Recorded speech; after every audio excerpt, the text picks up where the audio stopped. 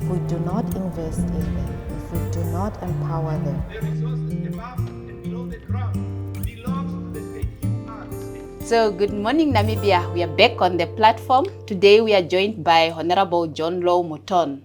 Good morning, Honorable. Morning. How are you, Shiindi? I'm fine, thank you. Good. Wait, how did you end up here? As a honorable? Yeah, it's quite an interesting story. I think growing up in Namibia, I grew up actually all across Namibia. I stayed in various regions. When I was born, I lived in Irongo. Then I lived in Hardap at Aranos. Went all the way to Oshikoto. I actually grew up in Chimab. You also, Oshikoto, right? Omphia, yes, the capital city of the region, yes. Yeah, so you grew up in Oshikoto as well? Yeah, so I did my primary school years in Oshikoto. Yeah, I was in Francis Galton School there. And then after that, when I went to high school, I went to Ochu, which is in the Kunene region. Mm-hmm. And then when I went to study in South Africa. But I've always had a passion for Namibia and a lot of pride for Namibia. And being born in '94, we didn't have that. We grew up in the new Namibia. Yeah. So I was in a mixed. The Born Freeze. The Born Freeze, yeah. So I was in a mixed government school growing up, and I always felt a lot of pride. I can even remember when I learned the national anthem as a small boy and stuff, and I always felt that I'm very Namibian, and we Afrikaners specifically we have a tendency of not participating in politics specifically. Growing up, there was always this thing: you don't talk about politics and religion at the braai because it usually ends up in a fight and stuff. And so it was always something that was very distant. But I always felt that we and I specifically can contribute. So I went to study theology in South Africa because I wanted to. I also said this in my maiden speech. I wanted to understand the problems of the individual and help individuals. With the theology and psychology degree that I have. But when I came to Namibia, I realized that, the problem... So when you returned back home? Yeah, when I returned home, yeah. So I studied there, so I always came back, and it was... I remember always driving, when I was driving through Botswana and driving into South Africa, I always felt this, I don't want to be here, I want to be back in Namibia. And always when I came back for holiday, it was always so good because Namibian people are different. I mean, we are very friendly and accepting and open and yeah, so obviously I love my country and I love the people. And when I came back, I realized that, there's a lot of systemic problems in our country. Okay, let's talk about that. Okay, yeah. So I feel that, with a country with such a small population, it doesn't really make sense that more than 50% of the population is unemployed. Yeah. We are not industrialized country. We do not manufacture, we do not create jobs, we do not add value to our resources. Our education system is a mess in the sense that it doesn't really teach vocational training. We expect children to all be academics. Yeah, it's so more of a theoretic kind of education system. Yes, exactly. It's not practical. Yeah. We need to. And there's so many reasons why the unemployment is so high. And one of them is also corruption, because corruption directly, people don't really realize how corruption directly affects unemployment. But if you make deals to benefit yourself and to take money out of the country, that doesn't create a fertile environment for the country to develop and the economy to grow so that there's more opportunities for people. So yeah, I just had this, this burning desire in me to start changing things and to help, to bring my capacity to the table and say, listen, we are all Namibian and we're sitting around the table. What can I do to better the situation we are in? And that's when IPC I crossed paths with IPC. So when was that? So the first time I heard of Dr. Itula was in the 2019 election. That time I didn't even have a voter's card because I was so kind of out of it, what's going on. And I just suddenly heard of this guy that a lot of people saying, no, they're going to vote for Itula. You were not actively involved in politics until 2019? Not at all. It was also the first time I voted. Oh, was okay. in 2020. Yeah, so Serious? 2020 was the So because 2019 you didn't? I didn't even have a voter's card by the time the election came around. Yeah. I was so, and I think it's a lot of Afrikaner people are on the outside of it. As I said, like we grew up, it's this distant thing. My parents always voted. They said they also taught me that it's your obligation to vote and as a citizen. But yeah, being in South Africa, I was never around during voting time because I was studying, and Yeah. I just never took it seriously enough. And when I heard about Itula, I realized that okay, here's something different, and I started getting more interested in it. And then when 2020 came around, I remember I posted on Facebook, weet iemand hoe kan ek Itula se party join? Which means like, does anyone know how I can join this party? Because he just started this party, and then someone gave me a contact, and you got contacts and stuff. Yeah. And That's very interesting. yeah, and then I joined the party in 2020. I think it was September 2020, a month after the party was established. And today you are here as an MP, the very first members of parliament from the IPC. How does that feel? And also being, I'm sorry to say this, a white person at your age actively involved in politics, especially from the IPC, not the ruling party. Yeah. How does it feel? Yeah, so first, it's not something that we ever need to apologize for. I mean, we are such a diverse country. Yeah, we are. And I mean, it's important that we, as I've previously mentioned, sit around the table and bring everyone's perspective. I always say this thing that we have the saying that say that, we have the previously advantaged and the previously disadvantaged. And I think the biggest advantage I have, or one of the biggest advantages I have as a white person in Namibia, is the fact that I'm 5th generation educated. Meaning my parents were educated, their parents were educated, and their parents were educated. So when I went home and I had a math problem, my parents could help me. And that is a very big advantage, and just not bringing that advantage to the table to help solve the problems, that we can stop the cycle, to ensure that the next generation of Namibians have parents that are educated, and that from there on, their children will have had parents that are educated, because that's what we need to stop and give everyone the same advantage of educated parents. Yeah. And I mean, it is quite overwhelming, I think, also as a young person, because we have a very big responsibility to represent the youth, and to bring the perspective of the youth to the parliament and say, listen, we have to do things differently. We cannot continue on the same way, trying to solve problems in the old way of doing things. I mean, we have grown up with the internet. We are the first generation that grew up with the internet. We have such a different perspective than the previous generation. Yeah. And that's why we need to bring that to the table.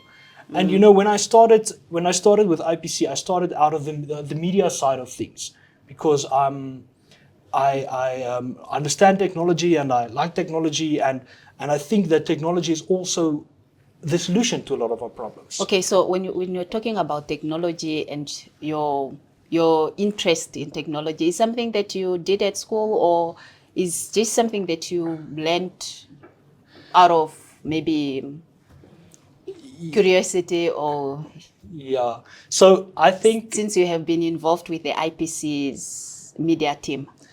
I think so. We started a technological startup company in 2020. Me and my cousin and one of my lifelong friends. So we created a startup. I'm also an entrepreneur, so we started this company.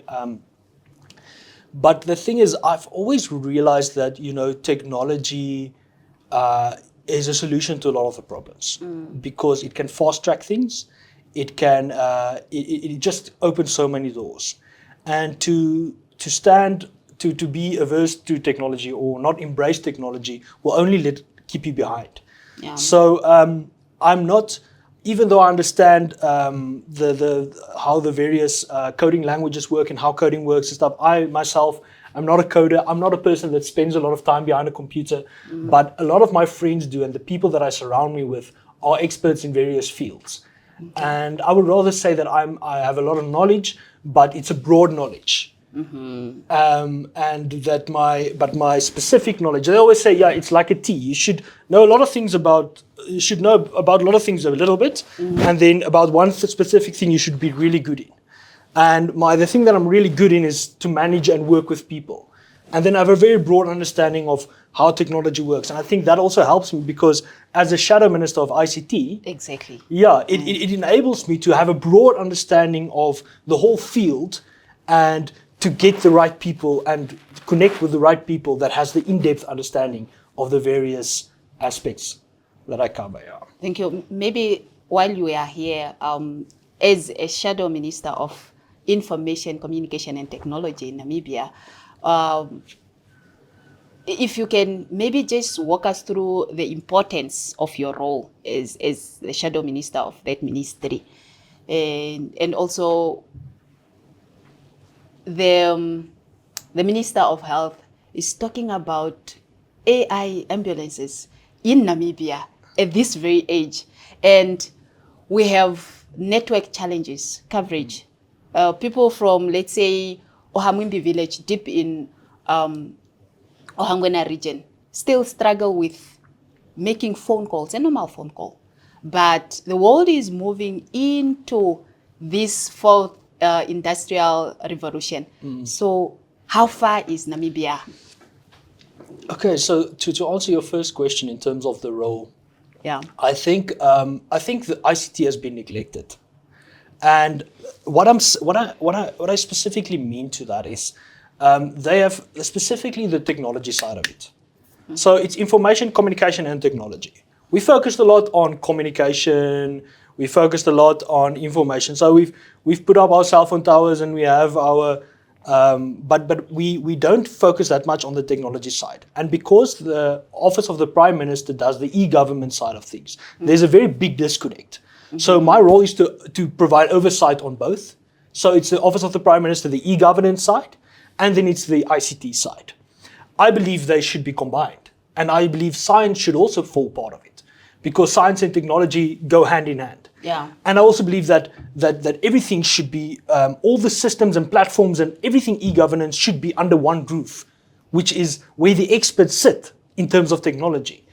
You can't just have it so separated. They must speak to each other.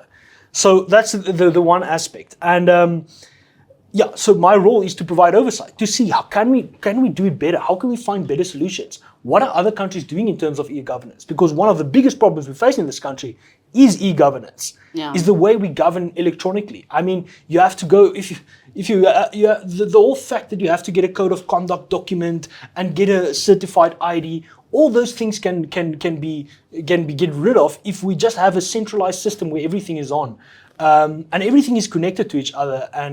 But it's also very important that we have the right legislation in place to protect what we are doing and our data, which we don't currently have, which is absolutely ridiculous considering that, in 2013, South Africa got their Data Protection Act. We don't even have one, a proper one. So all our information is not safe. People can steal it and we cannot prosecute them. We saw that Telkom had a communication data breach where they stole the information. So we need to get this legislation in place. We need to get our Cybersecurity Act in place because Namibia is such a big target for this. Other countries and cyber criminals will attack us. So the first thing we need to do before we start thinking of EIDs and electronic AI ambulances, we need to get the right legislation in place to protect us and to give the right guidelines for the country to function in terms of the data protection, cybersecurity, etc. So after that, we need to get coverage for the country. But the problem we're facing is we have a lot of infrastructure duplication because you have MTC having towers, you have Telkom having towers, you have Nampower having fiber connections, you have MTC, everyone, they duplicate the infrastructure. So even 1 kilometer apart, there will be 2 towers because they are in competition with each other. But they're all government subsidized. I mean, SOEs, which is a very tricky thing. Instead of broadening the country's infrastructure, we have these lumps of infrastructure in the urban centers and close to where a lot of people are. And now we are looking at 5G, implementing 5G. But the problem with 5G, it's very expensive, the infrastructure, and the bandwidth is very short. So it doesn't reach as far. So you have to put up a lot more towers. But instead of investing in getting decent 4G coverage all across the country, we are now, once again, investing in infrastructure in the urban centers. And we complain about urbanization, people going to the urban centers, but if you are in a rural village, you can't even have proper internet access. I can't even make a phone call, normal phone call. Yeah, exactly. Some So how villages. can we expect those people can have access to information, that they can learn or teach online, that they can do online work? But we can't. We're just investing in these urban centers. So I think that's a big issue. And yes, our country needs to catch up. And AI is a very prominent thing that's happening daily, changing daily. And we need to catch up. Yeah. But we need to create the foundation, the proper foundation from where we build. And that's legislation and infrastructure and all these things, so that we can ensure that when we start implementing these things like electronic IDs and AI ambulances and the medical medicine, that we are geared for that. Yeah. And that is really important, yeah. So you mentioned that, there are three aspects within the ministry. It's information, technology, and communication. Yes. But we mainly focus on the two, information and communication, and we neglect technology. So what is your perspective? Maybe just try to help us understand how best can we do it to make sure that the technology part is not neglected. Okay, it's a very interesting question. I think what is important, we should create a fertile environment for technological startup companies to start growing, and we should enable them. We should invest in them as a country, and then we should also look at if we are spending a lot of money on state-owned enterprises and stuff, why not start looking at technological sectors that we can develop to ensure we improve on agriculture, to ensure that we bring technology into schools and have specific plans and programs how we can implement that. I mean, with agriculture, I mean, there's so many things that technology can help increase our output and then directly affect our GDP. And if we have proper systems and software and things that we develop for ourselves, because everything needs to be catered specifically to our country. We can't just adopt something from the US, or because they don't have the same problems as us. They don't have the same the environment. So we need to start adapting our own things to solve the problems that we are facing. And as I said, I think the ministry, if you look at the budget, the budget, I mean, nothing goes to new technological advancements. It goes to building infrastructure in new offices, ICT offices around the country, and then to NBC and NAMPA, but nothing is going to technological advancements and innovations. And I think that's very lacking. Definitely something that we should start prioritizing sooner. Okay. So as I said, the world is moving into the fourth industrial revolution. How far is Namibia? That's a very complex question, because the thing is, you can't just determine that we are in a certain stage. It's not a scale that you can say from 1 to 10, because it's multifaceted. I think we are very far behind. And the problem with that is other countries will start taking advantage of us even more than they currently are, because that's why we see this hacking taking place. That's why we see all these scams happening. And I mean, Kaspersky rates us as a tier 4 out of 5, tier 1 being the best possible and tier 5 being the worst possible in Africa. A tier 4 country in terms of readiness against cybersecurity. So if we just take that rating, I mean, we are on par with countries like the Congo, with a war-ridden, and Sudan. They are war-ridden countries. Yeah. And we are on par with them. We have peace, but we don't have, and the main reason for that is things like legislation. So I think we are far behind. It's not impossible to catch up, but we don't just need to catch up. We need to be leaders. We need to be leaders in Southern Africa, providing opportunities and creating systems that work for us. And if it can work for us, it can work for Angola, and it can work for Botswana. Yeah. It can even work for South Africa. So we need to start, we don't just need to catch up. We must have a long-term vision and see we need to be leaders. And yeah, that's my wish. And that's also why I am pushing these things and wanting to give oversight and help us keep the government accountable so that we can move and reach those places. Yeah. Interesting. So in your push, as you are pushing these things, how is your working relationship with your counterpart? At this stage, it's very new. I am going to engage her at the ministry soon, but it's quite new. It's a new environment, it's a new relationship, and obviously I want to have a good relationship, working relationship with her. So, but time will tell, because I'm also this person coming to keep her accountable. So it is a bit of a. We're not going to be friends. We are professional colleagues. But also, I'm checking up on her. So it is a weird dynamic that you see, because I have to keep her accountable. That's my responsibility. So, but yeah, time will tell, and hopefully we can have a good professional relationship as time goes on. No, okay, thank you very much. So, you mentioned something very scary when you said we do not have security. What is it? Cybersecurity legislation. Yes. Legislation in place. Yet we were forced to have our SIM cards registered. We provided our information, that mandatory SIM card registration. Yes. Now you scared us. So that seems, or you're saying our information is not safe at all. No, it's not safe. And the company that owns the data, or that hosts the data, or has the data, they might have agreements in place to keep it safe. But the moment it gets stolen, if it gets hacked, like what happened to Telkom, there's nothing we can do about it, because we don't have a law that can keep these people accountable, and we can't even keep MTC or Telkom accountable if that gets stolen. So someone can duplicate you. They have your fingerprints, they have your name, they have your ID. They know exactly who you are, where you live. They can duplicate you and create an online personality of you with that data. They even have our faces. They have your faces. They have your fingerprints. They can use that to scam other people, or to access bank accounts, or to whatever, if they get access to that information. And there's nothing we can do about it, because we don't have laws. And that's why I also asked the minister, where's our data hosted? Because if our data is hosted outside the country, how do we keep these people accountable for the data? You see what I'm saying? So yes, it is a scary thing. And that's why it's so important. And I don't understand why we are sitting on this legislation for so long and it's not being brought to Parliament. It's been a whole year that bill has been, since May 2024, that bill has been with the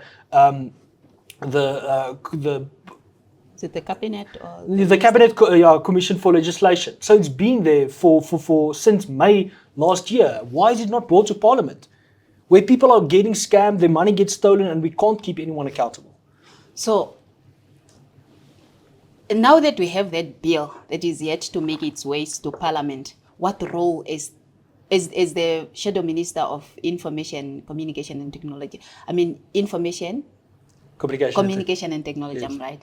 So what role are you going to play to make sure that this bill is enacted into law? So first thing we need to do is we need to see, is it solid, right?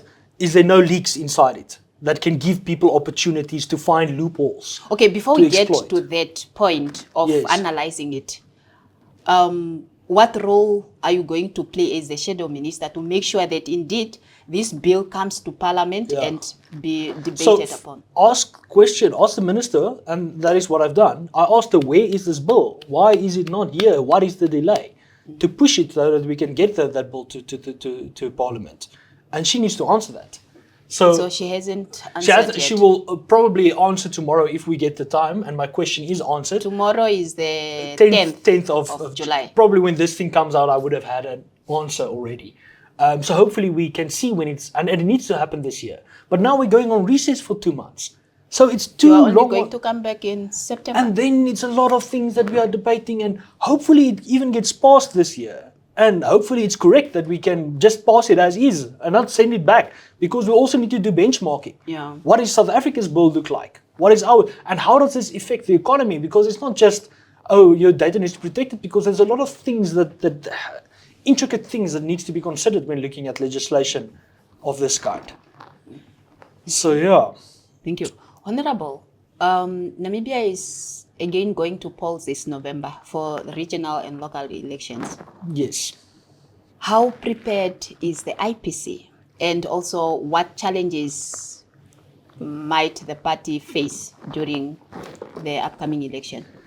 So I think, to start off, I think that ECN definitely needs to do better this year in terms of the way they manage the election. I mean, we can talk for 3 hours on all the issues we faced in the previous election. Maybe if you can just mention 2 or 3. I mean, the fact that, ballot papers ran out and things. And, there's this weird thing they say. And it kind of frustrates me, because they would say people voted in areas where they're not registered. Right? That's something they say, that's one of the reasons the ballot papers ran out. Mm-hmm. But after the first day, the first voting day, where a lot of places in Windhoek and in Walvisbaai and Swakopmund. And I think that was just the voting day we had. Just the first day, the first day. So the ballot papers would run out. Day of voting. Yes. The ballot papers would run out in specifically areas where opposition had strongholds. Yeah. The papers would run out, and they would say it's because people didn't vote where they registered.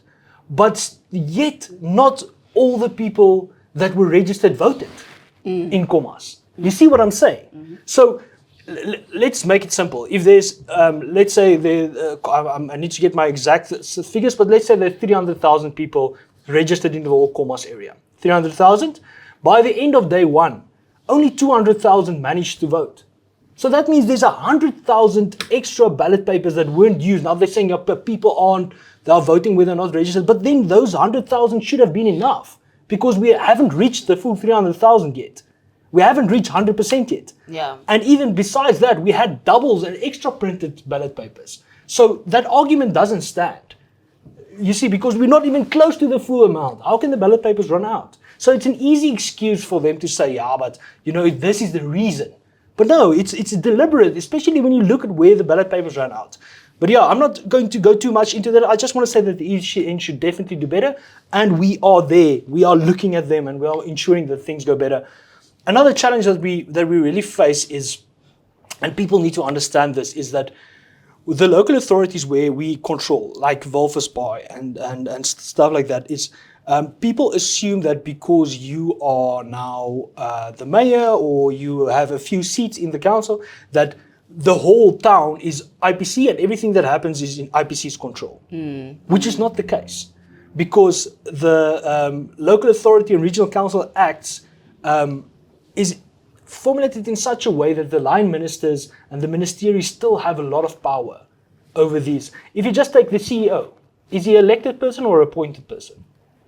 Yeah, appointed. He's appointed. Who appoints them? Council. Okay, so majority of the times, the CEO is not even of the opposition party.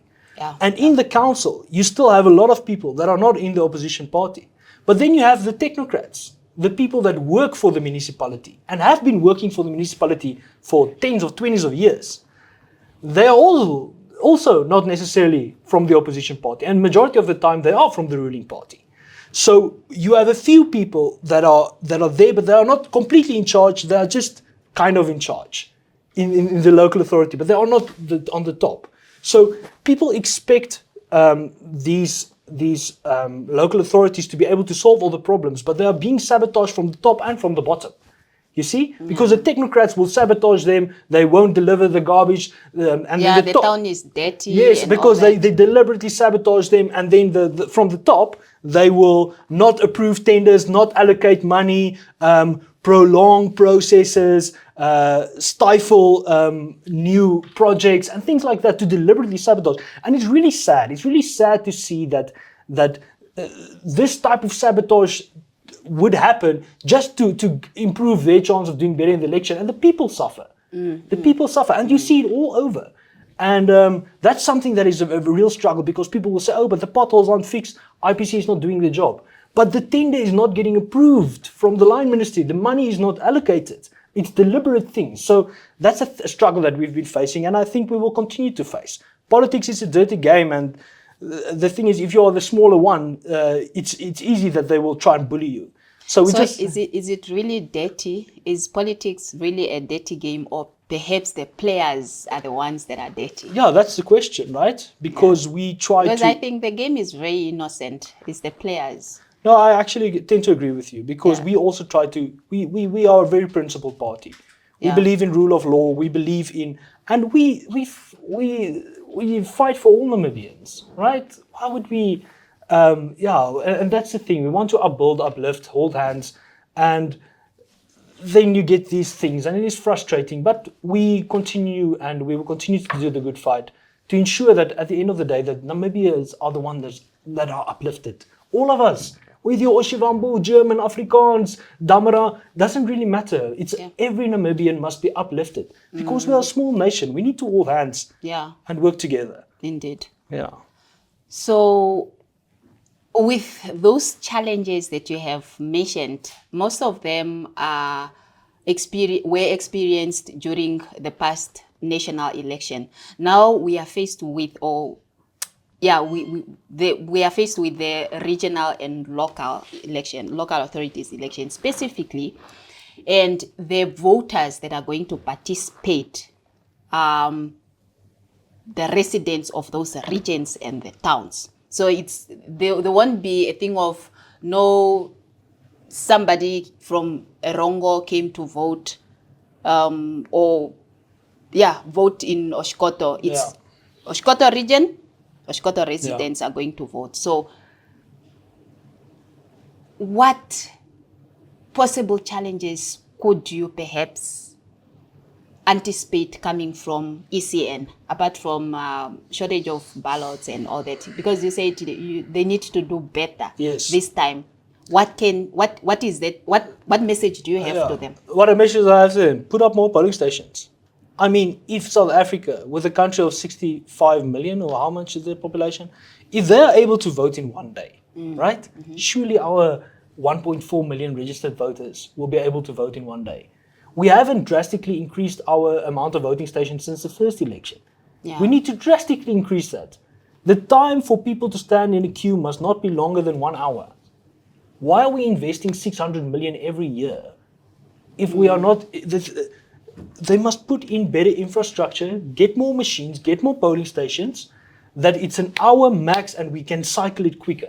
That's easy. Every voting station should have at least 5 to 10 voting booths with machines. Yeah. More voting and more polling stations. That's what they should do. Okay. 1 hour, it's easy to do. But they are spending money on all other things rather than spending it on decent infrastructure. If a laptop freezes or an iPad freezes, it doesn't matter because there's 8 other. You see what I'm saying? But no, there's only 1 or 2. There's only one. And it freezes and it keeps the thing up for 2 hours. So I think those are things that they definitely can do better. And it's hard not to feel that it's deliberate to frustrate the voter. Okay. And they should do better. I mean, once again, South Africa is 65 million. Come on, guys. Yeah. So, Honorable, your final remarks, or perhaps the message that you can give out to the voters, who I'm sure will be having some new voters, young people that are going to be qualifying to vote. So, what message do you have to them? Okay, so I think it's really important that we do participate. Doesn't matter where you come from or who you are. You know, it's our future.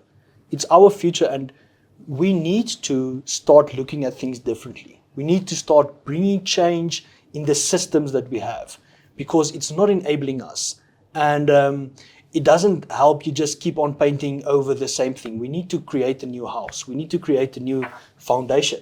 And IFPCs have been able to achieve a lot in 4 years and 5 years now. We're almost 5 years old. We're still a young party.